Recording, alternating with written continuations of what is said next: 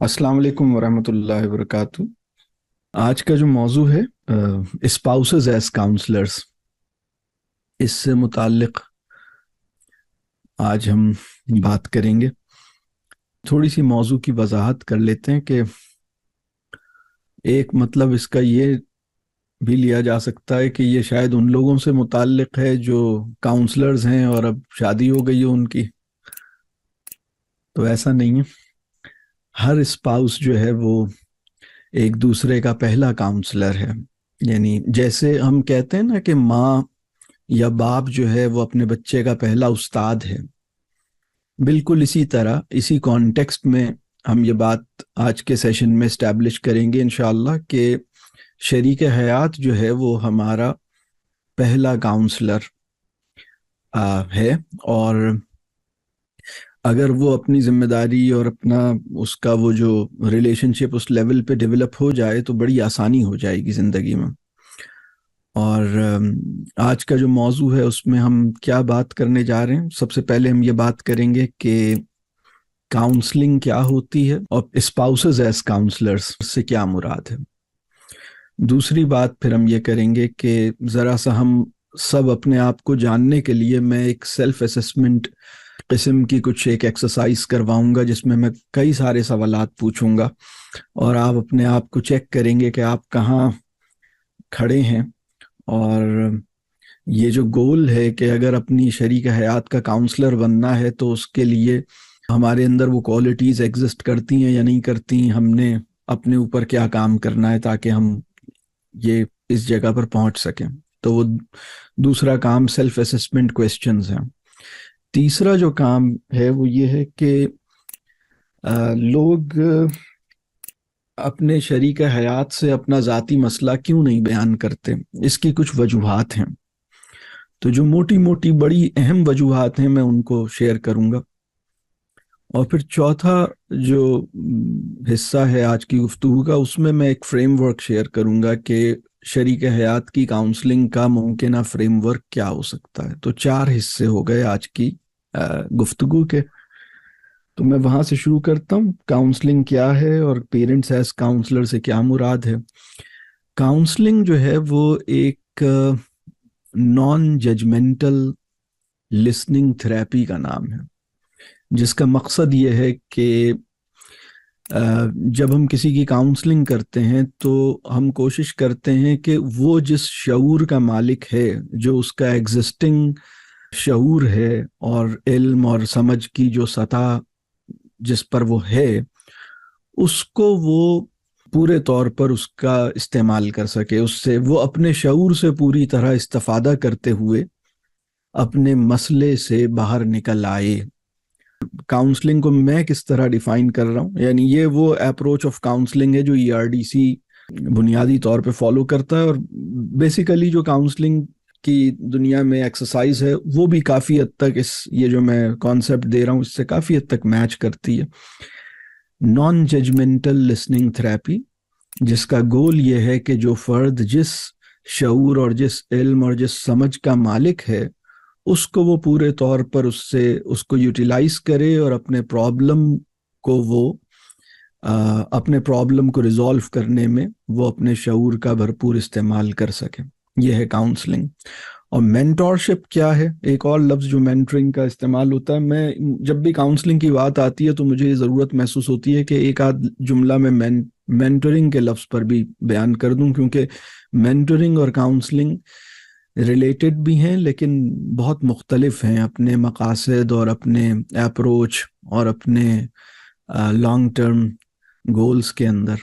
तो मेंटरिंग ये है कि हम इंसान का जो सतह शऊर है उसमें इजाफा करें, उसका जो पैराडाइम है उसको करेक्ट करें, उसके पर्सपेक्टिव को करेक्ट करें, उसका जो ज़िंदगी को देखने का अंदाज है या लेंस है उसको यकसर बदल दें, यानी इसकी इस्लाह करें और वो हकीकत तक पहुंच सके, यानी रियलिटी को पहचाने।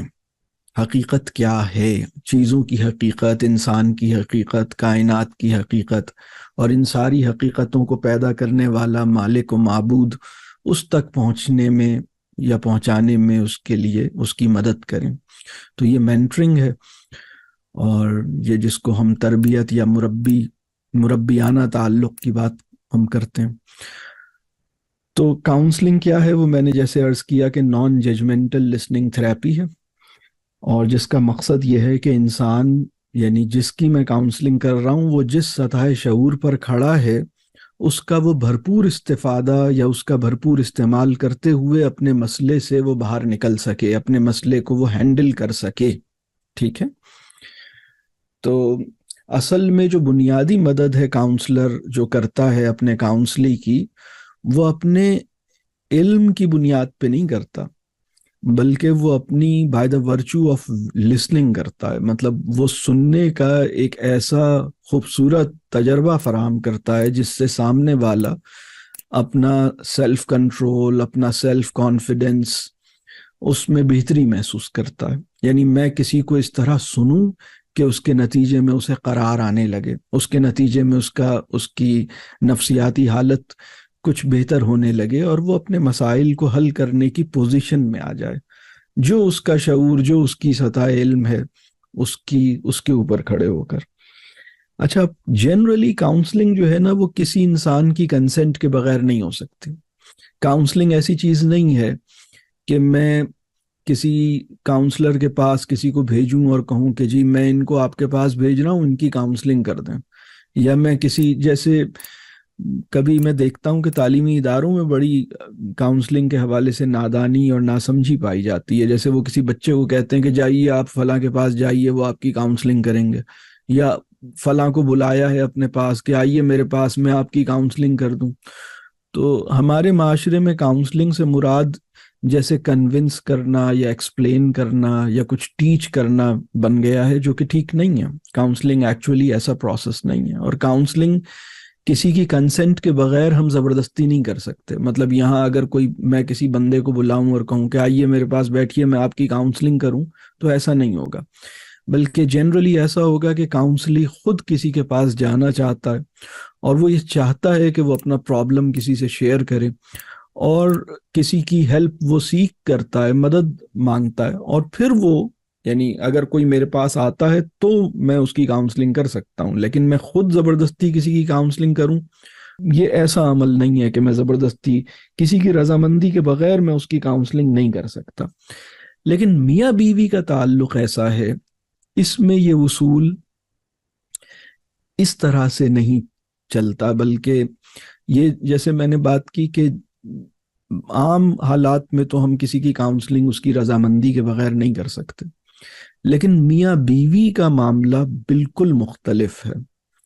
اور میاں بیوی کا معاملہ یہ ہے کہ چونکہ وہ ایک دوسرے سے انتہائی قریب ہوتے ہیں، انتہائی قریب ہو سکتے ہیں، دوسرا لفظ میں یہ بھی کہہ دوں، یا انتہائی قریب ہوتے ہیں یا ہو سکتے ہیں، تو ان کے یہاں یہ نیچرلی، مطلب یہ خود بخود ایک فطری انداز میں ممکن ہوتا ہے. مطلب اس میں یہ، یعنی میاں بیوی کا معاملہ ایسا ہے کہ اس میں اگر کسی کو کوئی پرابلم ہے اور آپ انڈیفرنٹ ہیں تو یہ زیادتی ہے. لیکن عملی زندگی میں، مطلب آپ کے پڑوسی کو کوئی پرابلم ہے، آپ کے کلاس فیلو کو کوئی پرابلم ہے، اور آپ ویٹ کر رہے ہیں، آپ سوچتے ہیں کہ بھئی یہ مجھ سے ڈسکس کرے گا تو میں اس سے ڈسکس کروں گا، تو چلیں ٹھیک ہے، اس میں ایک لحاظ اور ایک بیریئر موجود ہے.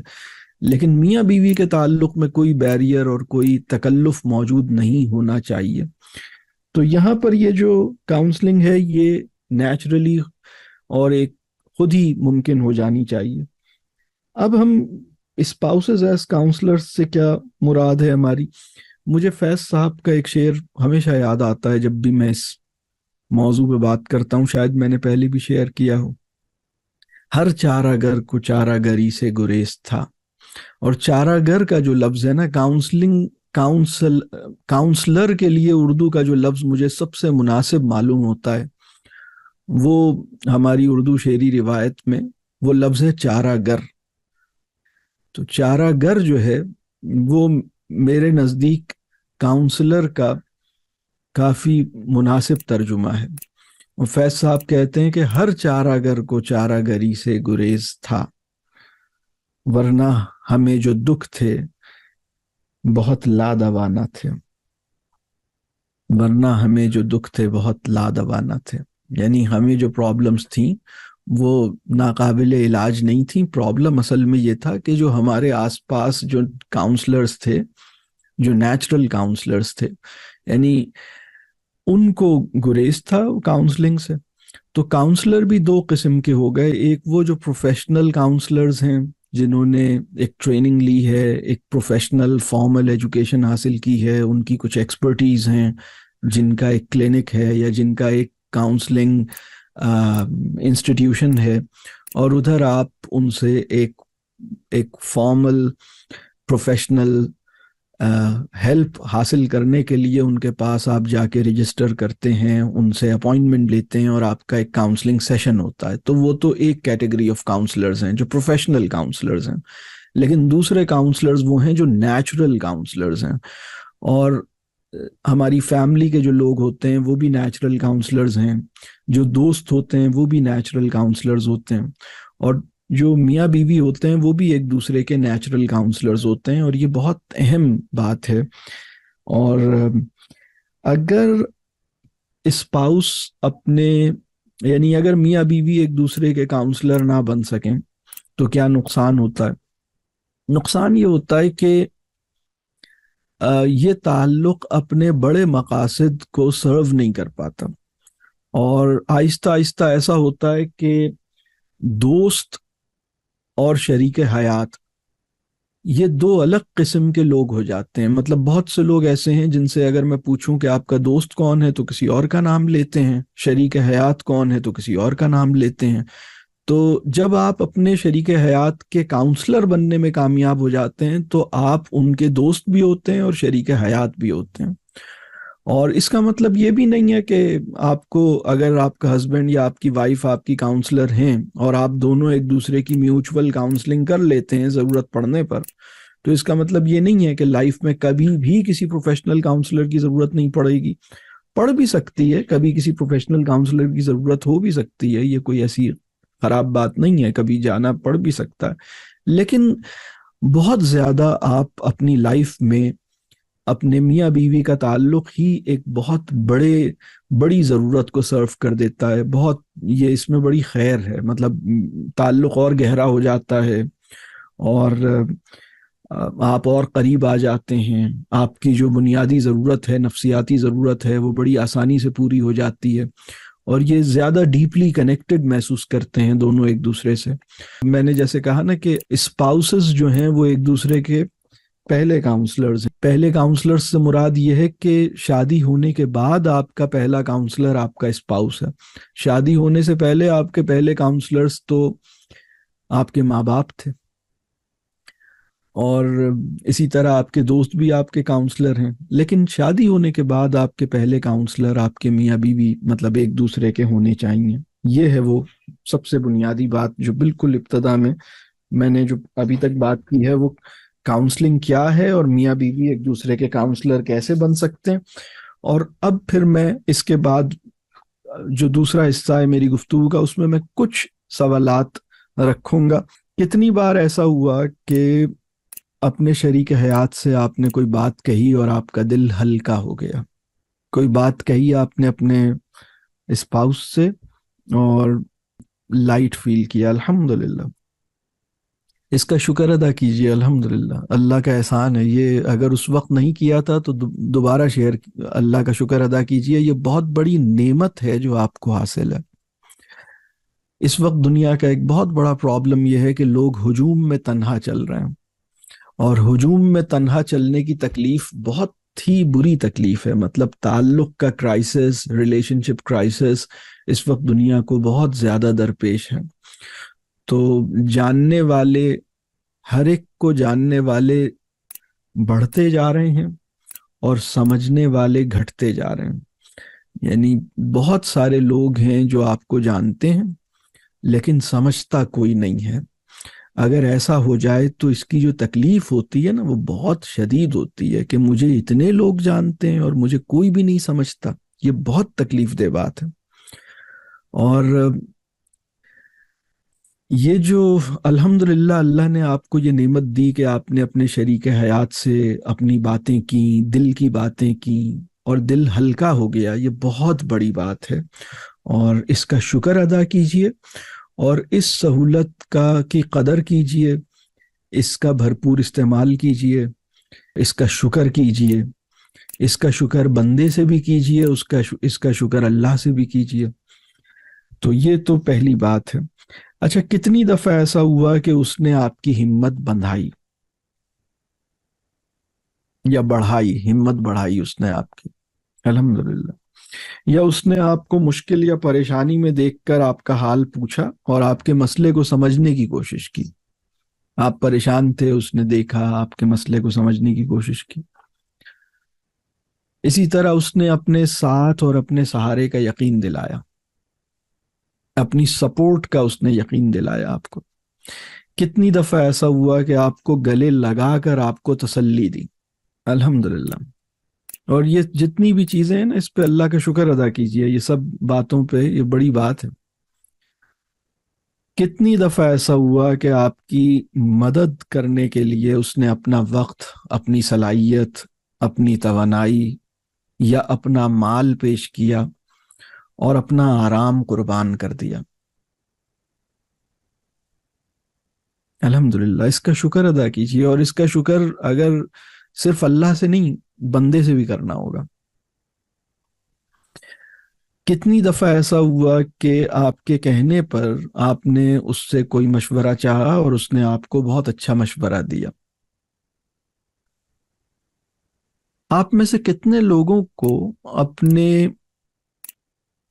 کوئی ایسا مشورہ یاد ہے جو ان کے شریک حیات نے ان کو دیا اور اس سے انہیں بہت فائدہ ہوا؟ بلکہ اگر میں یہ پوچھوں کہ آپ میں سے کتنے لوگ ایسی 3 ایڈوائسز یا مشورے ریکال کر سکتے ہیں جو ان کی لائف میں ان کے اسپاؤس سے انہیں ملے تھے، اور وہ کہیں کہ یہ وہ مشورہ ہے جو میرے شریک حیات نے مجھے دیا تھا اور میں نے الحمدللہ اس پہ عمل کیا اور اس سے مجھے بہت فائدہ ہوا؟ بلکہ اگر میں یہ پوچھوں کہ ذرا سا سوچئے کہ کتنے مشورے آپ کو یاد آ رہے ہیں ایسے، مطلب آپ کہیں یہ وہ مشورہ ہے جو انہوں نے مجھے دیا تھا اور میں نے اس پہ عمل کیا، الحمدللہ مجھے بہت فائدہ ہوا، یہ ان کا مشورہ تھا، ان کے کہنے پہ میں نے یہ کام کیا اور اس سے بہت فائدہ ہوا، الحمدللہ۔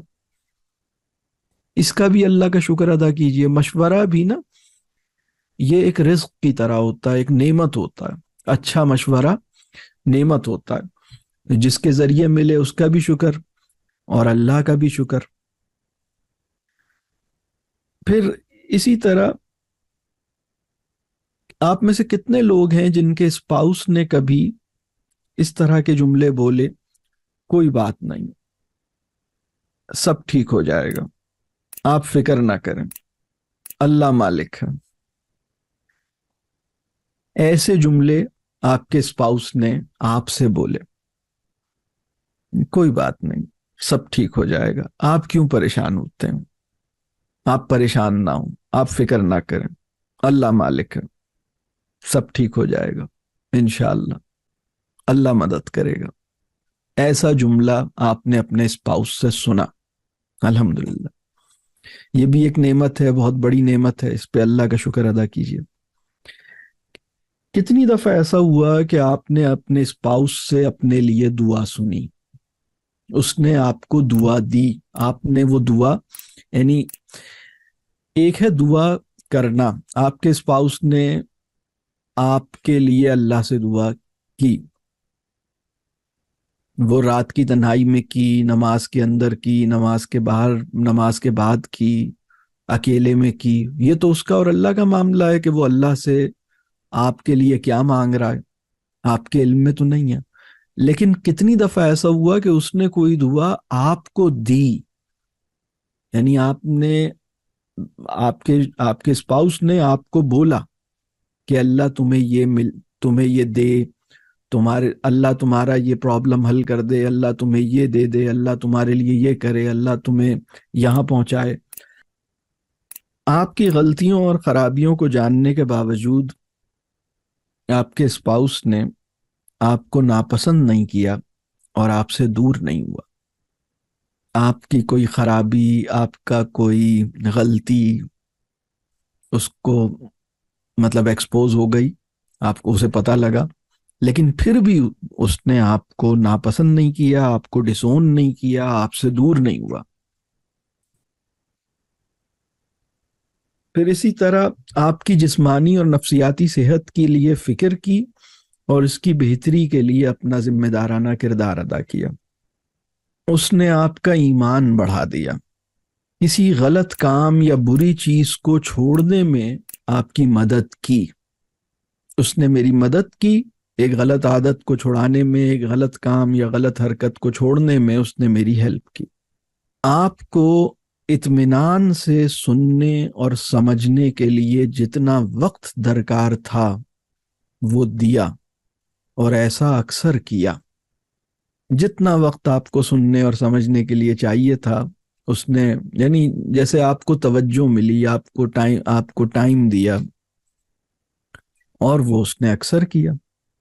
اسی طرح آپ کو کسی دوسرے انداز سے سوچنے یا کسی اور زاویے سے معاملے کو دیکھنے کے قابل بنایا. اس کو ایسے دیکھتے ہیں، یا یہ ایسے بھی تو ہو سکتا ہے. یعنی آپ کسی میٹر کو، کسی ایشو کو، کسی پرابلم کو کسی خاص اینگل سے دیکھ رہے تھے، لیکن آپ کے اسپاؤس نے آپ کی مدد کی to look at the same matter differently from an entirely different angle. اسی طرح آپ سے ممکنہ بحث و تکرار سے بچنے کے لیے، یعنی آرگیومنٹیشن سے بچنے کے لیے اس نے خاموشی اختیار کی.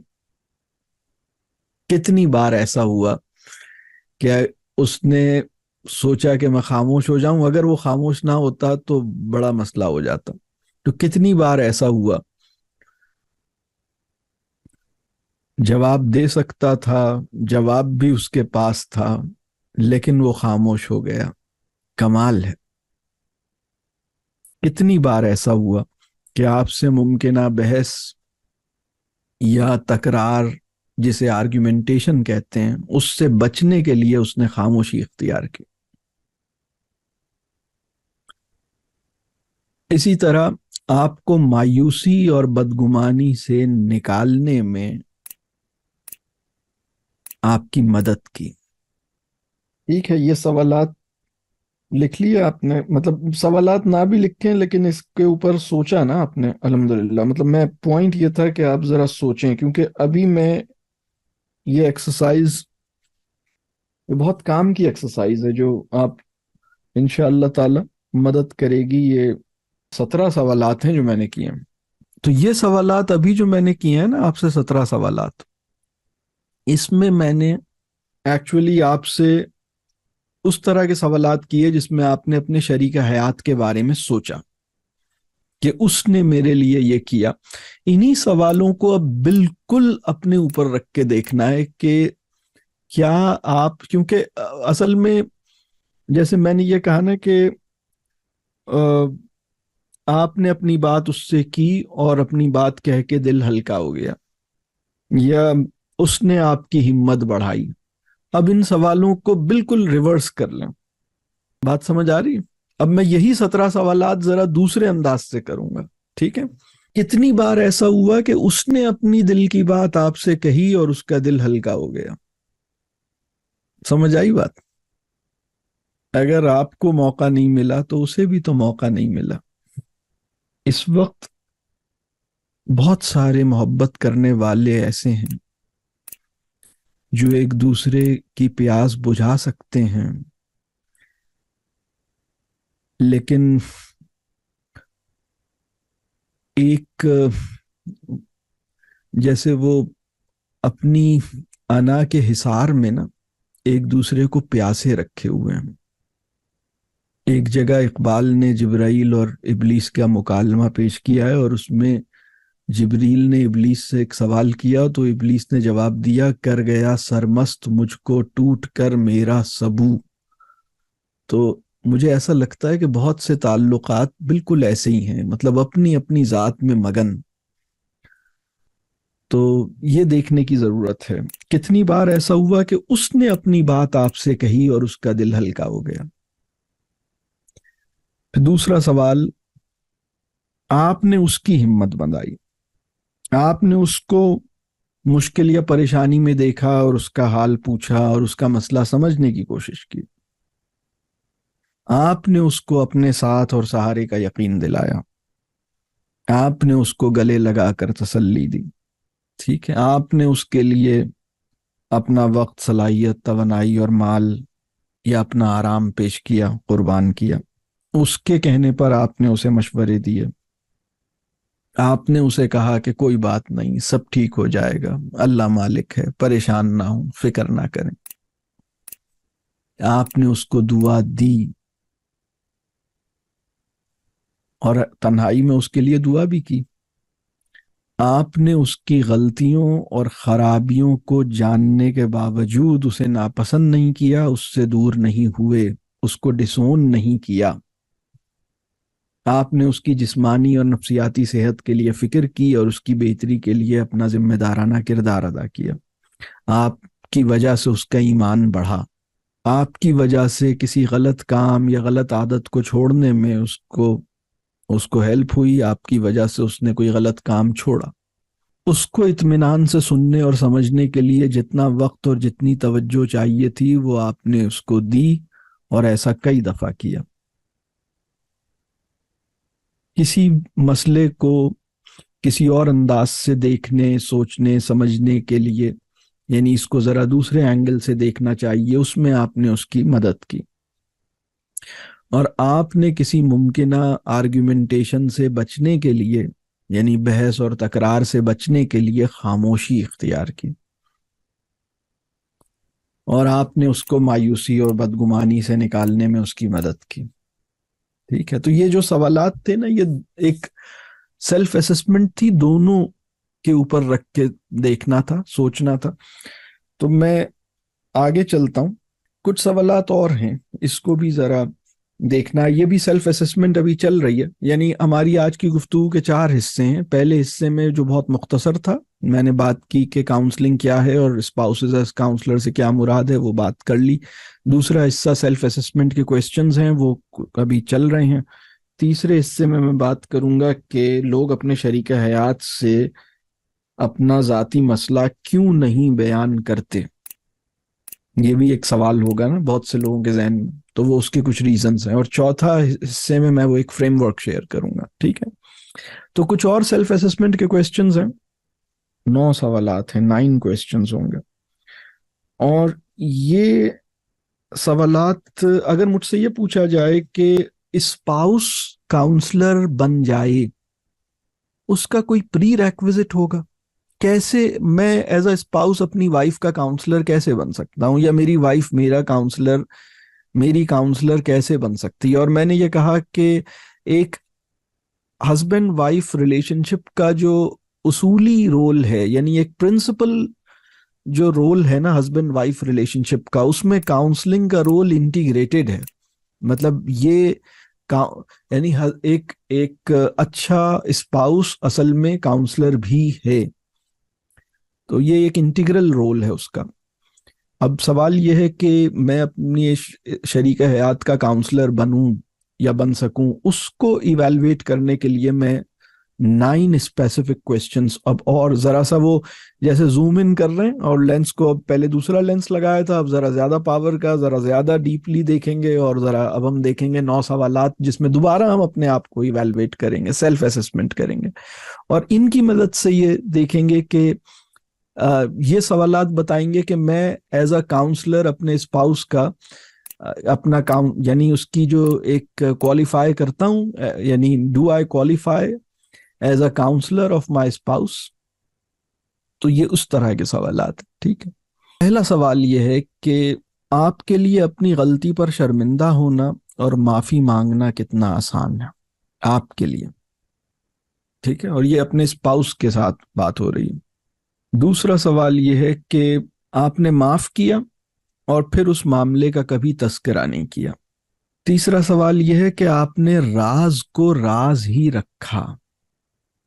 وہ بات جو آپ کا اسپاؤس ایکسپیکٹ نہیں کر سکتا یا امیجن نہیں کر سکتا کہ یہ بات کسی اور کے پاس جائے گی، وہ بات مطلب کسی کے پاس نہیں گئی. یہ this must be remain to of you. مطلب اللہ کو پتا ہے اور آپ کے شریک حیات اور آپ کو پتا ہے، کسی اور کو نہیں پتا. وہ سیکریسی اور کانفیڈینشیلٹی جو ہے نا وہ مینٹینڈ.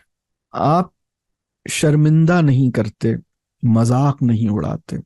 بلکہ یہ جو 9 سوالات ہیں نا، یہ بھی اگر ان سوالوں کو میں ذرا ایک دفعہ اسی طرح پڑھ دوں جیسے میں نے لکھے ہیں، اور پھر آپ اس لسٹ کو اپنے اسپاؤس کے ساتھ بیٹھ کے ذرا ڈسکس کریں کہ کیا ہم دونوں یہ کام کرتے ہیں، تو وہ دونوں اپنے اپنے اینڈ سے دیکھیں گے، بہت فائدہ ہوگا انشاءاللہ. یعنی اپنی غلطی پر شرمندہ ہوئے اور معافی مانگی، آپ کو معاف کیا اور پھر اس معاملے کا کبھی تذکرہ نہیں کیا، آپ کے راز کو راز ہی رکھا، آپ کو شرمندہ نہیں ہونے دیا یا آپ کا مذاق نہیں اڑایا. ٹھیک ہے. اپنے غصے یا مزاج سے دہشت زدہ نہیں کیا. ٹیرر آف ٹیمپرامنٹ ہوتا ہے نا بعض لوگوں کا، یہ نہیں کیا. دونوں کو بالکل بھی نہیں، مزاج کا کوئی خوف نہیں ہے الحمدللہ. پھر آپ سے نا امید نہیں ہوئے لیکن اپنی توقعات کا جبر بھی نہیں کیا. یا آپ ان سے نا امید نہیں ہوئے اور اپنی توقعات کا جبر بھی نہیں. یہ امید اور توقعات کا جو ڈفرنس ہے نا، جیسے جیسے شعور بلند ہوتا ہے، جیسے جیسے حکمت نصیب ہوتی ہے، ہوپ اور ایکسپیکٹیشنز کا فرق واضح ہونے لگتا ہے. اور ہوپ اور ایکسپیکٹیشنز میں فرق ہے، لیکن چونکہ زندگی جس طرح کی ہم چیزوں پہ غور کیے بغیر زندگی گزارے چلے جا رہے ہیں، بھاگے چلے جا رہے ہیں، تو اس میں بہت سے لفظوں کے اور بہت سے تصورات کے درمیان فاصلہ ختم مطلب ہے ہی نہیں جیسے. تو ہوپ جو ہے نا وہ ایک براڈ اور جنرل ایک چیز ہے، اور ایکسپیکٹیشنز کچھ اسپیسیفک ہوتی ہیں. تو آپ سے نا امید، یعنی آپ نا امید نہیں ہوئے لیکن اپنی توقعات کا جبر بھی نہیں کیا، اور وہ بھی آپ سے نا امید نہیں ہوا اور اپنی توقعات کا جبر نہیں کیا. لیکن آپ تو ابھی فی الحال اپنے آپ کو ایویلویٹ چاہیں تو کر لیں. آپ نے ان کی عزت نفس کا خیال کیا اور اس کی تکریم کی. ٹھیک ہے. یا اس نے آپ کی عزت نفس کا خیال کیا اور آپ کی تکریم کی. آپ پر اعتماد کیا، آپ کو اہمیت دی، یا اسی طرح آپ نے اس پر اعتماد کیا اور اسے اہمیت دی. اور آخری سوال ہے اپنے وعدے پورے کیے، اپنی کمٹمنٹ پوری کی. تو یہ وہ 9 پوائنٹس ہیں جن پر اگر ہم ان پہ کام نہیں کیا ہے تو ہم اپنے اسپاؤس کی کاؤنسلنگ یا کاؤنسلر نہیں بن پائیں گے. مطلب یہ کچھ پری ریکوزٹ سی ہے. ٹھیک ہے. تو یہ ابھی تک میں نے سیلف اسسمنٹ ہی چل رہی تھی. یہ ہیلپ فل ہے، اس پہ آپ کو اپنے اوپر غور کرنے کا موقع مل رہا ہے ان سوالات کی مدد سے. پہلے میں نے پہلے میں نے 17 سوالات کا ایک سیٹ شیئر کیا، پھر میں نے 9 سوالات کا ایک سیٹ شیئر کیا. ٹھیک ہے. اب میں بات کروں گا کہ لوگ اپنے شریک حیات سے اپنا ذاتی مسئلہ کیوں نہیں بیان کرتے. ٹھیک ہے. یہ ہو سکتا ہے کہ یہ سوال بہت سے لوگوں کے ذہن میں ہو. ٹھیک ہے. اور آپ جو ہمارا جو آڈینس ہے آج کے ویبینار کا، اس میں مطلب آپ کے ساتھ بھی تین طرح کی سچویشنز ہو سکتی ہیں. ایک سچویشن یہ ہے کہ آپ کا جو اسپاؤس ہے وہ آپ سے اپنا مسئلہ، اپنا ہر پرابلم، اپنی ہر پرسنل بات، اپنی دل کی بات، اپنی پرسنل فیلنگز، اپنے ایشوز بہت فرینکلی، بہت اوپنلی، بہت کنوینینٹلی، بہت آسانی سے شیئر کرتا ہے. یہ ایک اسٹیٹ ہے کہ وہ اپنی بات آپ سے بڑے کمفرٹیبلی شیئر کرتا ہے. یہ ایک اسٹیٹ ہے. دوسری اسٹیٹ یہ ہے کہ کبھی کرتا ہے کبھی نہیں کرتا، کبھی تھوڑی سی کرتا ہے، کبھی بالکل نہیں کرتا، کبھی بس وہ مجھے بھی اندازہ، یعنی آپ کہیں کہ بھائی ہمیں اندازہ ہی نہیں ہوتا کہ یہ کیوں نہیں کرتے ہم سے شیئر، کبھی کر لیتے ہیں کبھی نہیں کرتے. یہ دوسری اسٹیٹ ہو گئی. اور تیسری اسٹیٹ یہ ہے کہ کبھی بھی نہیں کرتے، اپنا کوئی پرسنل پرابلم، اپنی کوئی پرسنل فیلنگ شیئر نہیں کرتے. اس وقت سچویشن یہ ہے کہ سوسائٹی میں بہت سارے لوگ وہ تیسری کیٹیگری میں فال کر رہے ہیں جن کا شریک حیات ان سے نہیں شیئر کرتا یا بہت کم شیئر کرتا ہے. ٹھیک ہے, تو اس کی کچھ 13 ریزنز ہیں. یہ 13 وجوہات میں بیان کروں گا. دیکھیں, میرے جو بھی ویبینارز اور ٹاکس ہیں نا, ان کا ایک انہیرنٹ فیچر یہ ہوگا کہ آپ کو بہت سارے ایریاز جیسے بہت ساری بتیاں جلیں گی اور اندازہ ہوگا کہ ان سب پہ خود ہی کام کرنا ہے, ریفلیکٹ کرنا ہے, غور کرنا ہے, سوچنا ہے, اپنے اوپر کام کرنا ہے. یہ ایک مستقل جیسے تھیم ہے نا, تو یہ آج کی بھی آپ کو پتہ لگے گا کہ اچھا یہ اس اینگل سے سوچا نہیں تو اس پہ سوچنا ہے. تو اللہ سے دعا مانگیے اور سوچیے اور ان چیزوں کو ٹھیک کیجیے, انشاءاللہ چیزیں ٹھیک ہو سکتی ہیں. مطلب اگر آپ اپنے فرض کیجئے وہ تیسری کیٹیگری ہے کہ آپ کا شوہر یا آپ کی بیوی آپ سے اپنا کوئی پرابلم شیئر نہیں کرتی یا نہیں کرتا اور اپنے دل کی کوئی بات نہیں بتاتا یا نہیں بتاتی, تو پھر بھی انشاءاللہ یہ صورتحال پہلی والی کیٹیگری میں بھی پہنچ سکتی ہے کہ وہ اپنی ہر چیز شیئر کرے. انشاءاللہ مجھے یہ یقین ہے کہ پہنچ سکتی ہے, میں یہ سمجھتا ہوں کہ پہنچ سکتی ہے, اور میں نے اتنی بڑی تبدیلی انسانوں کی زندگیوں میں آتے ہوئے دیکھی ہے. مطلب یہ میں عملی طور پر یہ کام الحمدللہ سینکڑوں فیملیز کے اندر اتنا, یعنی جیسے وہ بالکل بند تھے, دور تھے اور ڈسکنیکٹڈ تھے, اور اب الحمدللہ بہت کلوز ہیں, بہت کنیکٹڈ ہیں, بہت ایک گہری بانڈنگ ہے. الحمدللہ یہ ہم نے یہ پروسیس الحمدللہ انیبل ہوتے ہوئے دیکھا ہے الحمدللہ. اور چونکہ میرا یہ کام ہے تو اس نوعیت میں ایک طویل عرصے سے سینکڑوں فیملیز میں یہ کام الحمدللہ دیکھ چکا ہوں. تو اب میں 13 ریزنز بیان کر رہا ہوں کہ کیوں وہ اپنا پرابلم شیئر نہیں کر پاتے. آپ نے یہ دیکھنا ہے کہ آپ کے کیس میں ان 13 میں سے کون سی ریزن ایگزسٹ کرتی ہے آپ کو, اور یہ 13 بالکل بیسک ہیں. اس کے علاوہ بھی ہیں جو مطلب میرے لیے یہ ایک مشکل کام تھا کہ اس لسٹ کو مختصر کروں, تو مختصر کرنے کی کوشش میں یہ 13 پہ ختم ہوئی ہے. ادروائز تو ریزنز اور بھی زیادہ ہیں, لیکن یہ موسٹ کامن ہے جو بہت سارے کیسز میں ایگزسٹ کریں گی. ٹھیک ہے بھائی, تو سمجھ گئے کیا چیز آنے والی. پہلا ریزن ہے, یعنی لوگ اپنے اسپاؤس کے ساتھ اپنا ذاتی مسئلہ یا اپنی پرابلم کیوں نہیں شیئر کر پاتے. اس کی پہلی وجہ یہ ہے کہ ان کے پاس اس کا وقت نہیں ہے. یعنی آپ کے اسپاؤس کے پاس ٹائم ہی نہیں ہے کہ وہ آپ سے اپنی پرابلم شیئر کرے. یہ ایک وجہ ہے, وہ بہت آکیوپائیڈ ہے, اتنا بزی ہے.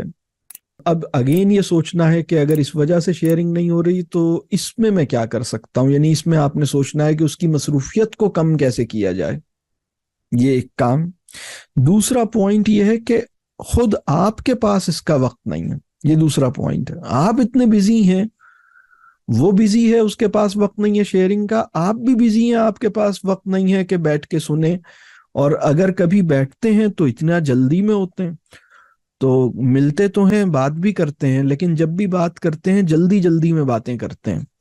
مطلب ایسا نہیں ہوتا کہ ہم ایسے بیٹھیں کہ ہمیں کوئی ڈر نہ ہو کہ وقت ختم ہو جائے گا اور باتیں ہونے سے رہ جائیں گی. ایسی کوئی پریشانی ہمیں کبھی نہیں ہوتی. مطلب ہم یعنی کبھی ایسے بیٹھے نا کہ مطلب اطمینان سے بیٹھیں کہ بھائی باتیں پوری کر کے اٹھیں گے بہت سا, اور یہ غصے میں نہیں, خوشی سے, مطلب اطمینان سے. تو 2 پوائنٹس تو یہ وقت کے ہو گئے, ان کے پاس وقت نہیں ہے, ہمارے پاس وقت نہیں ہے. اور اگر ایسا ہے تو پھر اس کو ٹھیک ہونے کی ضرورت ہے. اب اس کو ٹھیک ہونے کا کام یہ اب ایک الگ کام ہے, یہ میں ابھی نہیں ٹچ کر سکتا. تیسرا پوائنٹ یہ ہے, وہ کیوں نہیں شیئر کرتے. وہ اس لیے شیئر نہیں کرتے, وہ یہ سمجھتے ہیں کہ آپ پریشان ہو جائیں گے. وہ آپ کو پریشان کرنا نہیں چاہتے.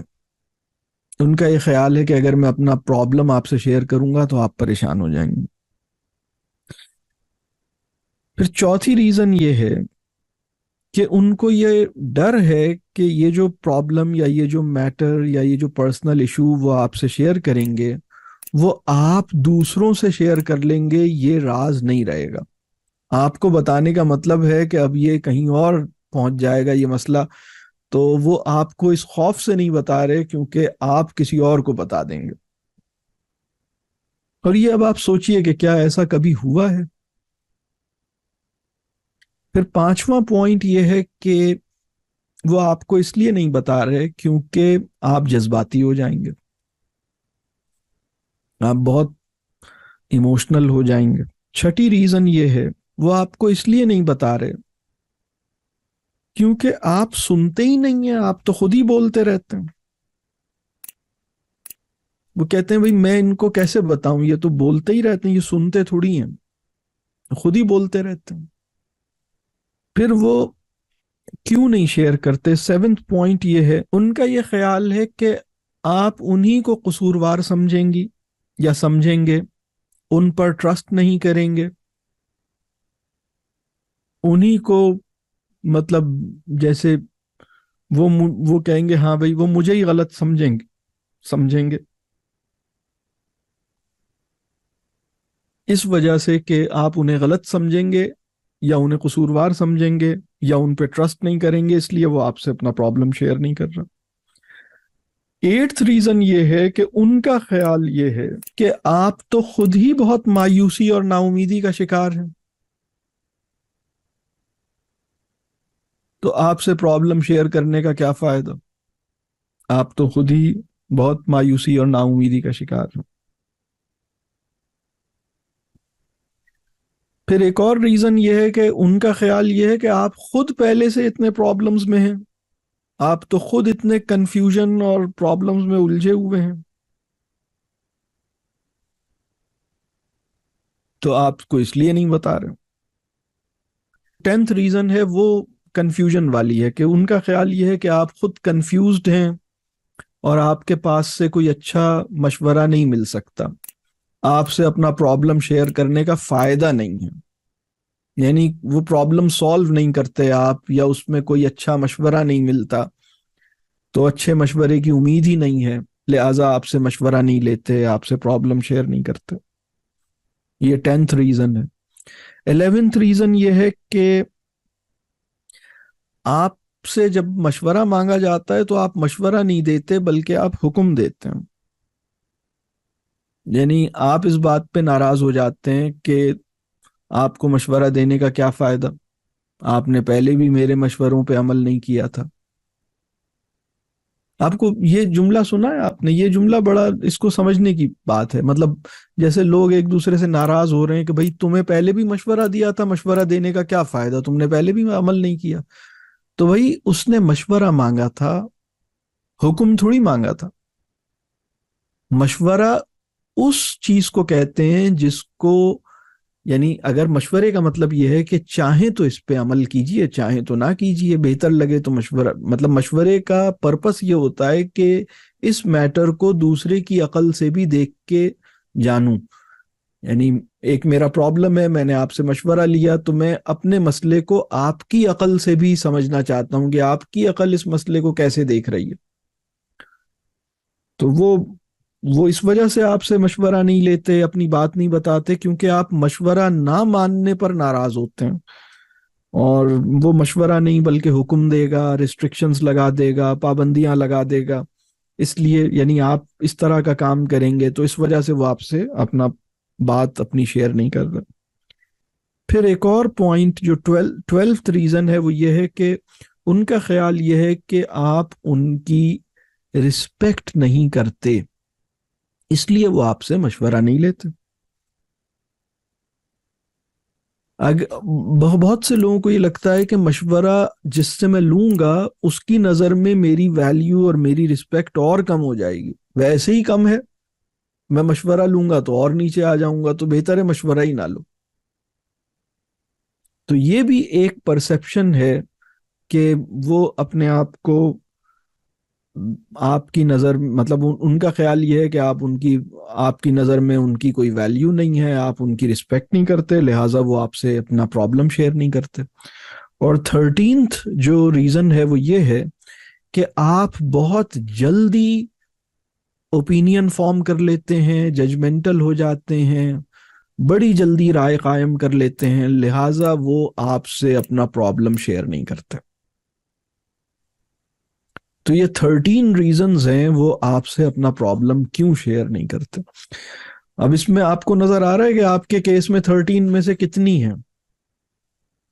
यानी 5 आउट ऑफ 13 है, 6 आउट ऑफ 13 है, 10 आउट ऑफ 13 है, या 13 आउट ऑफ 13 है आपके केस में, आपको समझ आ जाएगा कि आप कहाँ खड़े हैं। आपका शरीक हयात आपसे अपना प्रॉब्लम क्यों शेयर नहीं करता, उसकी 13 रीजंस मैंने बयान कर दी हैं। 13 जो बहुत कॉमन रीजंस हैं, बहुत मोटी रीजंस हैं। इसके अलावा भी रीजंस हैं जो मतलब फिर वो केस टू केस मतलब अलग होंगी, लेकिन ये अभी तो ये 13 तो बहुत कॉमन है।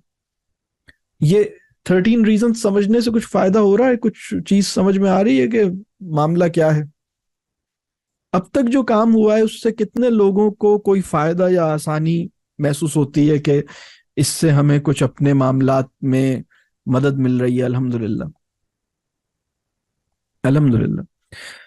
तो अब तक मैंने जो आज की गुफ्तगू में 4 हिस्से थे उसमें से 3 हिस्से कर लिए हमने, ठीक है। मैंने सबसे पहले ये बात की कि काउंसलिंग क्या है, स्पाउस एज काउंसलर से क्या मुराद है। दूसरे हिस्से में मैंने कुछ सेल्फ असेसमेंट की 2 एक्सरसाइजेस करवाई। तीसरे हिस्से में मैंने उन रीजंस पे बात की, यानी आपका स्पाउस आपसे अपना प्रॉब्लम क्यों शेयर नहीं करता, तो उसकी कोई 13 मोस्ट कॉमन रीजंस क्या हैं, उस पर बात की। और अब मैं जो मेरी गुफ्तगू का आखिरी हिस्सा है कि फ्रेमवर्क क्या हो, यानी एज अ स्पाउस मैं अपने शरीक हयात की काउंसलिंग करूं, उसके लिए मेरे पास क्या फ्रेमवर्क हो। इसमें भी 11 पॉइंट्स हैं, 11 पॉइंट्स हैं इसके अंदर, ठीक है। अल्लाह ताला हमें इन मामलात पे उस तरह गौर करने की तौफीक दे जैसे कि उसका हक है, ठीक है। और अल्लाह ताला हमें ऐसा ना बनाए कि जब इल्म आ रहा हो और चीज़ें खुल रही हों तो हम आंखें बंद कर लें और परेशान हो जाएं। अल्लाह हमें ऐसा ना बनाए, ठीक है। तो अब ज़रा हम उस फ्रेमवर्क की तरफ जाते हैं। और इससे भी पहले एक और सवाल है, वो फ्रेमवर्क मैं अभी बयान करूंगा, लेकिन ये बात जैसे सबसे ही मैं, आप में से कितने लोग ऐसे हैं जिन्हें ये अंदाजा हो जाता है कि उनका जो शरीक हयात है, अगर उसको कोई प्रॉब्लम है या वो परेशान है, किसी वजह से परेशान है, किसी प्रॉब्लम में है, तो उन्हें इस बात का अंदाजा हो जाता है? अल्हम्दुलिल्लाह, चलें इसका शुक्र अदा कीजिए, अल्लाह का शुक्र है कि अंदाजा हो जाता है, अल्हम्दुलिल्लाह। कुछ लोगों को नहीं होता, ठीक है। तो कुछ लोगों को फिर वो चौथे दिन बताना पड़ता है कि भाई ये वजह है, आपको महसूस नहीं हो रहा, मैं इतने दिन से आपसे बात नहीं कर रहा, आपको नहीं पता लगा, या ये वजह है, ये हो रहा है, तो वो फिर इस तरह उन्हें बताना पड़ता है। तो अल्लाह, मतलब असल में जो मॉडर्न अर्बन सोसाइटी है ना, वो एक एनेस्थेटिक सोसाइटी है। एनेस्थेटिक समझते हैं? जिसको एनेस्थीजिया दिया हुआ हो, मतलब वो फितरी एतबार से बेहिस नहीं है, और वो एनेस्थीजिया लोकल नहीं है, होलिस्टिक है, मतलब पूरा का पूरा। अल्लाह ताला आसान फरमाए। तो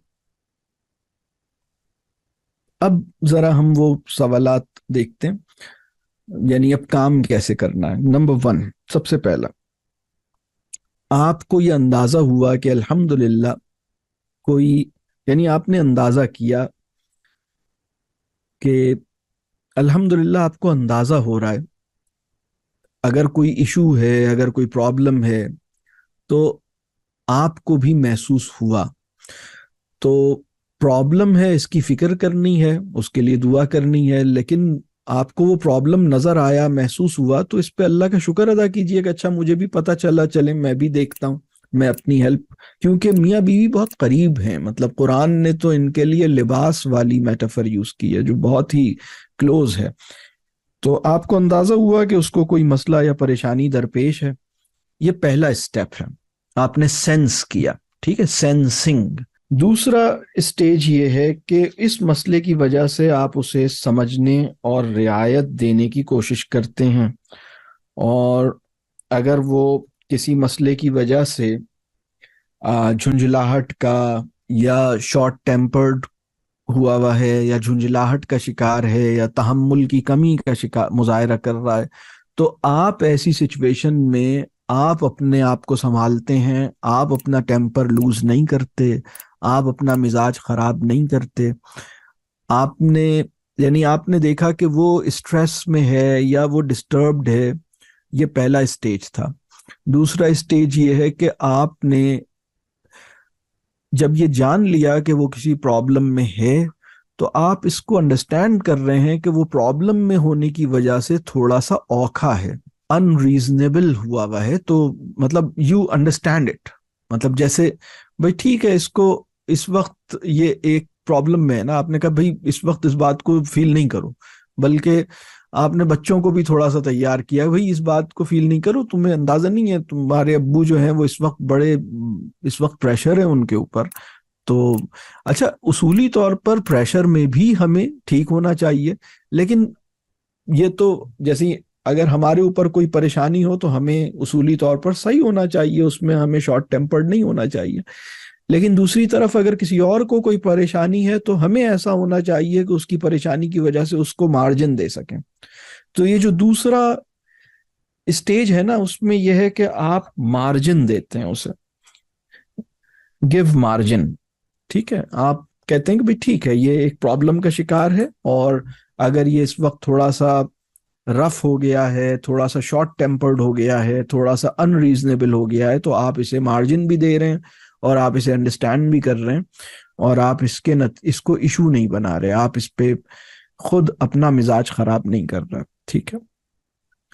तीसरा स्टेप ये है कि आप अब इस मामले को समझने, इस मामले को दरियाफ्त करने के लिए मुनासिब वक्त का इंतजार करते हैं। ठीक है, तो ये इसको हम कहते हैं wait for the right time.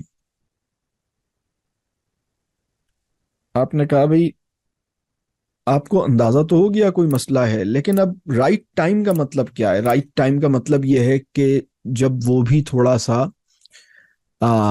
कम से कम फिजिकली एग्जॉस्टेड ना हो, जहनी तौर पे तो चले है परेशान, लेकिन थोड़ा सा आराम कर ले।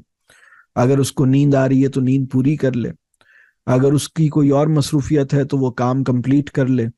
और राइट टाइम का एक मतलब ये भी है कि हम दोनों के पास टाइम हो बैठ के बात करने का, उसमें इंटरप्शंस ना हो, उसमें सब लोग बैठे हुए ना हो। मतलब वो एक चौराहे पे बैठ के तो ये काम नहीं करेंगे, तो आपको थोड़ी सी स्पेस चाहिए, थोड़ा सा एक तखलिया चाहिए, थोड़ा सा एक मौका चाहिए, थोड़ा सा पुरसुकून टाइम चाहिए, और जिसमें वो भी सहूलत से अपनी बात कह सके। तो wait for the right time. आपको पता लगा कि एक मसला है तो अब आप एकदम फौरन लग गए बताओ, ऐसा नहीं करना है। चौथा स्टेप ये है कि मुनासिब अंदाज में मसला दरियाफ्त करते हैं, गैर ज़रूरी तजस्सुस या तफ्तीश की कोशिश नहीं करते। मतलब आप ओवर इंक्विजिटिव नहीं होते, इंटेरोगेशन नहीं करते, आप एक ऐसे इस तरह से क्यूरियस नहीं होते कि दूसरा अनकंफर्टेबल हो जाए। तो आपकी क्यूरियोसिटी उसको अनकंफर्टेबल नहीं कर रही, आप ओवर इंक्विजिटिव नहीं हो रहे, आप इंटेरोगेट नहीं कर रहे। आपकी जो इंक्वायरी है ना, वो एक एक डिसेंट मैनर ऑफ इंक्वायरी है। ठीक है, एक सूटेबल और डिसेंट अंदाज में आप चीजों को पूछते हैं।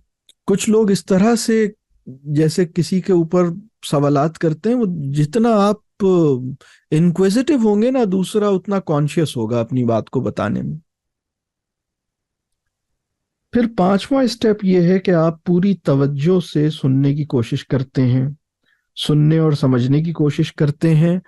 और अब ये जो पांचवा स्टेप है, इसमें कई चीजें हैं कि आप अटेंटिव भी होते हैं और सुनने की कोशिश करते हैं, समझने की कोशिश करते हैं, और ये सुनने और समझने के अमल में आप खुद परेशान नहीं होते, सब्र के साथ समझते हैं, अपना रिएक्शन जो है वो कंट्रोल करते हैं।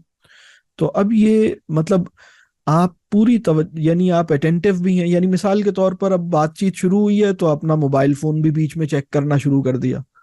بات چیت شروع ہوئی ہے تو بیچ میں کال بھی اٹھا لیا آپ نے. ارے بھائی اس کو تو رکھ دیں کم از کم. آپ موبائل فون سے تو مطلب تھوڑی دیر کے لیے برداشت کرنا پڑے گا موبائل فون سے جدائی. یہ مطلب ضروری ہے. تو اور پھر آپ جیسے اٹینٹیولی سننے کا مطلب یہ ہے کہ آپ آئی کانٹیکٹ مینٹین کر رہے ہیں. آپ سن رہے ہیں تو آپ سر بھی ایسے ہلا رہے ہیں, آپ غور سے سن رہے ہیں, سمجھ رہے ہیں. اور اسے دیکھیں, اگر اسے وہی بات 2 دفعہ دہرانی پڑی ہے تو اس کا مطلب ہے کہ آپ نے غور سے نہیں سنا تھا. اگر کوئی مجھ سے یہ پوچھے کہ اٹینٹیو لسننگ کا آئیڈینٹیفائبل جو انڈیکیٹر کیا ہے, تو وہ یہ ہے کہ جس نے آپ سے بات کہی اسے دوبارہ آپ نے کہا یہ کیا کہا تھا دوبارہ بتاؤ, تو وہ اس کو ضرورت نہیں پیش آئی کیونکہ آپ کے ذہن میں نہیں تھا یہ تو بات. اگر اس نے یہ کہہ دیا نا یہ میں نے ابھی بتایا تھا آپ کو, تو اس کا مطلب یہ ہے کہ آپ نے نہیں سنا. یعنی بات سمجھ آ رہی ہے؟ تو آپ صحیح سے غور سے سمجھنے کی کوشش کریں, سننے کی کوشش کریں. اور جب وہ اپنی بات کہہ رہا ہے تو کچھ لوگ اتنی مطلب ان کے فیشل ایکسپریشنز اور ان کی مطلب وہ جیسے آپ کا جو ریاکشن ہے نا, وربل اور نان وربل ریاکشنز کو آپ نے کنٹرول کرنا ہے تاکہ وہ سہولت سے اپنی بات بیان کرے. بعض اوقات وہ اپنی بات بیان کرنا شروع کی ہے اور اب آپ نے جو ہے نا وہ آپ امپیشنٹ ہو رہے ہیں, یا آپ کو غصہ آ رہا ہے, یا آپ بہت ہی ایک ڈپریشن میں جا رہے ہیں یہ بات سنتے ہوئے. تو اس طرح تو وہ اپنی بات نہیں سنائے گا. تو آپ کو اپنا سیلف کنٹرول اور اٹینشن یہ سب آپ نے مینٹین کرنی.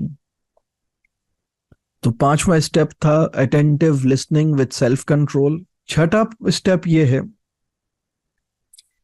دیکھیں جب ہم سن رہے ہیں نا, تو میں نے جیسے شروع میں کاؤنسلنگ کے بارے میں یہ کہا تھا کہ یہ نان ججمنٹل لسننگ تھراپی ہے. یہ کاؤنسلنگ کو میں نے جب بالکل شروع میں ڈیفائن کیا تھا کہ میں کاؤنسلنگ کو کیسے ڈیفائن کرتا ہوں. اچھا, کاؤنسلنگ کی بہت ساری ڈیفینیشنز ایگزسٹ کرتی ہیں, لیکن ERDC کی جو اپروچ آف کاؤنسلنگ ہے اس کو میں نے شروع میں آج کی گفتگو میں ڈیفائن کیا تھا کہ ہماری اپروچ آف کاؤنسلنگ کیا ہے. اور ایک اور بات میں بتاؤں کہ سوسائٹی کے جو اصل پرابلمز ہیں وہ کاؤنسلنگ سے سالو نہیں ہوں گے, وہ مینٹرنگ سے سالو ہوں گے. ٹھیک ہے, اس کی بھی ابھی اس وقت میں تفصیل میں نہیں جا سکتا. تو جو 6واں پوائنٹ ہے ہمارے فریم ورک میں وہ یہ ہے کہ جب ہم سن رہے ہیں تو نان ججمنٹل ہوں, ریمین نان ججمنٹل.